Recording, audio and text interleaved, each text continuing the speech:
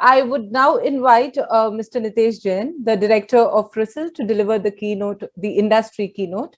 Mr. Jain has about 15 years of experience in credit ratings. He oversees credit rating assignments for over 250 large corporate across cement, capital goods, power, fertilizer, logistics, oil and gas, consumer durables, telecom, media, and entertainment. He is also responsible for recovery ratings for distressed assets acquired by asset reconstruction companies. And today, he is going to share insights on Beyond 2021, the construction equipment market in India during and post pandemic.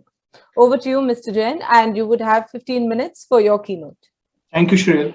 So the topic of my presentation is the construction equipment. Pandemic has changed the way all of us operate. The only difference is the degree of change, and construction equipment industry is no different. On one side, we are seeing a huge opportunity given the thrust of the government on the infrastructure spending. On other side, we are seeing shortage of skilled labor, sharp increase in input cost, especially the steel, and constant need to invest in technology and upgradation.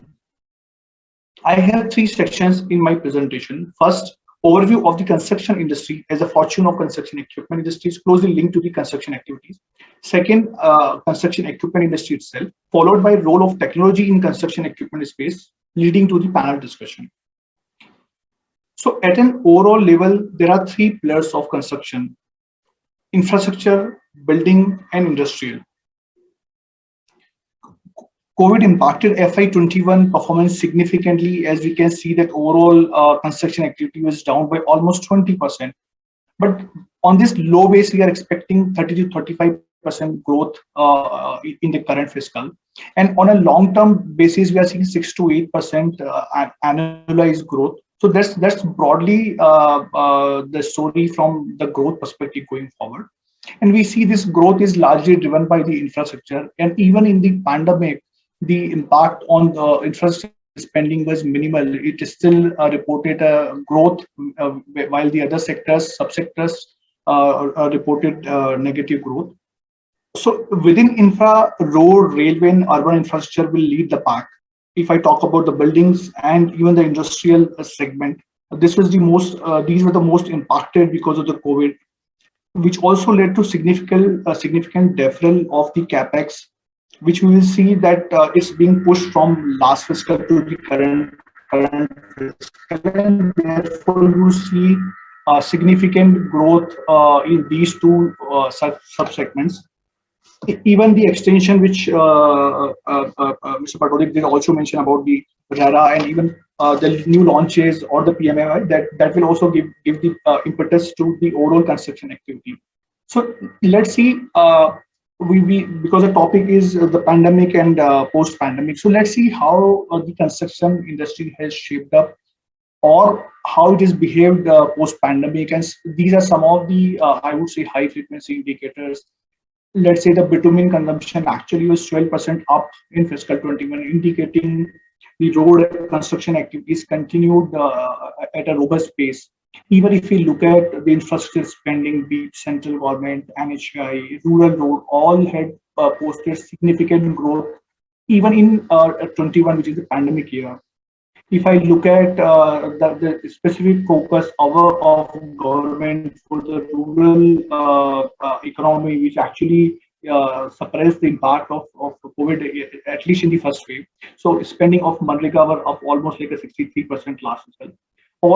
All of these activities are also reflecting in GFCF, which was up 34% in Q4 of the last fiscal, which actually is the highest in the last 8 quarters. If I also look at construction GVA of 8.1% of the GDP, was also highest in the past 12 quarters. So all these are indicating that the construction activities by and large resumed to the pre-pandemic till Q4, and obviously the second wave did impact the first quarter. But all in all, we see that the impact of, or rather the business impact of the second wave was not as severe as it was for the first wave. Hopefully, we see that industry will be bouncing back very strongly in the current year. That's broadly I want to talk about here. So if I look at the key sector of the overall construction, as I mentioned, there were three. So the infrastructure is the biggest one, and there is significant focus from the government, and they have put together the national infrastructure pipeline. We all know that there are 111 lakh crore to be spent in 5-year block. So if we compare vis-a-vis last 5 fiscal, which is FY13 to 19, it's almost like double from 57 to 111 lakh crore. So this is a significant step up which we are seeing from the government push perspective. Road, energy, as well as urban infra, these are the sectors which are leading the pack. So let's also look at out of this 111 lakh crore, what's the actual situation. So we see that almost like a 40 lakh crore worth of projects are under implementation. So and we see that overall EPC opportunity, because the 111 lakh crore one also need to look at the construction intensity, which is very high for sectors like road, almost like 100%.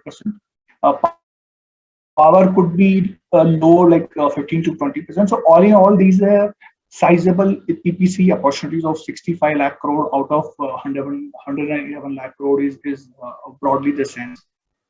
So this is largely driven by two sectors, roads and railway, which I will cover a little more in detail in the subsequent slide. So this is the road. If you look at the bar chart, they are talking about the awarding in by NHAI or the board. These are the two awarding authorities mainly. And if you look at the execution per kilometer, which is denoted by this line, you can see that from 17 kilometer per day, we are almost like 37 kilometer already, and this is expected to go up even further next fiscal. So this is the kind of pace of growth which we are expecting in the road construction. And as Mr. Patodia also mentioned, that large part of the construction is or the growth is led by road, and here it's a proof of the pudding. Moving on to the next big segment, which is railway. I have also combined metro here because that's another sector which we are seeing significant growth coming in. If I talk about the railways, year on year, it's almost like a 2x of the jump we are expecting in next 5 years vis-a-vis the last 5 years. That's the kind of data we are looking at.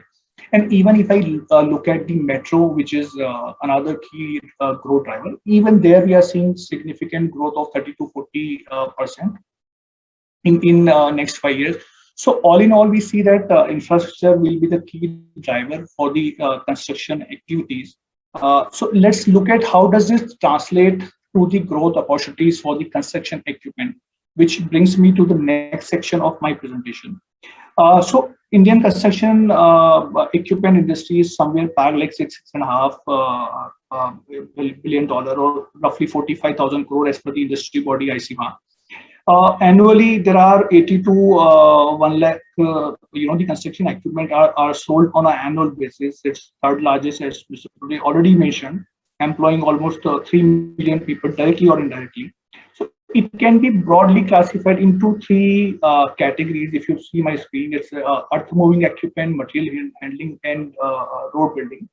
Earth moving is the largest or the sizable, contributing the sizable share of 70%.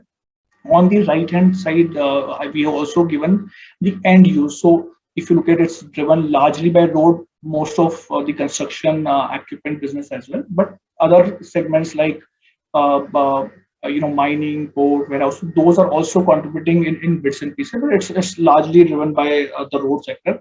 I would also want to mention that this is largely coming from the Indian manufacturers' point of view, because there are many equipment which are imported, and these are not getting captured in I would say the central database as such. So it's largely from the Indian manufacturers' point of view. So moving on to the impact of the pandemic on the construction equipment industry. As you can see that it was the pandemic had hit us when things were already weak in FY20. So essentially, it was a 2 year of muted or a negative growth.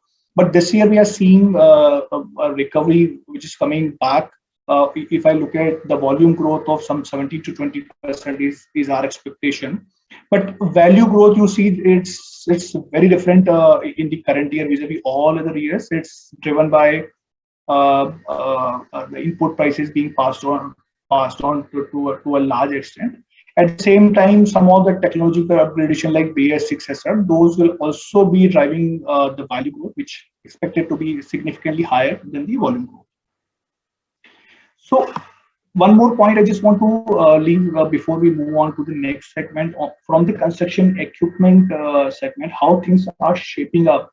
So if we broadly look at some of the key parameters, be it the cement production, bitumen, etc., we see all were somewhere like neutral to negative, but all turned positive by end of last fiscal. So that's broadly that the way we have seen the growth in the construction industry. Similar growth was visible in construction equipment demand as well. So this brings me to the last section of my presentation, and which is a key theme which will also be in input to the panel discussion. So what we have done is because technology, there are many drivers, be it the cost, be it the efficiency, sustainability, which is like using of alternate fuel, enhancing planning, or even the monitoring, all these things. So we have classified these into two sub-segments, which is like software and hardware for ease of reference. So if you look at almost all the new age technologies are being... Hello, am I audible, Mr. Thombe? There was some message that there's no audio. You are audible, Nitesh. Okay, thanks. So, if you look at, the use of AI, ML, or even, the drones, which can increase the productivity, the inventory management, even the planning, all these things, we will discuss further in detail in our panel discussion as well. So, in fact, BIM was, which Mr. already mentioned, that was discussed at length yesterday.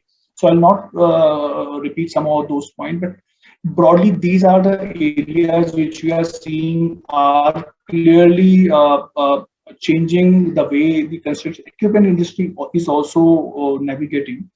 So if I look at the hardware technology, telematics, even the use of robotics or even autonomous heavy equipment, these are the technology which are already being deployed. But we see that the usage or the share of technological advancement is somewhere in between, or maybe like a moderate improvement has happened. But these are the areas which will differentiate the product as well as companies going forward.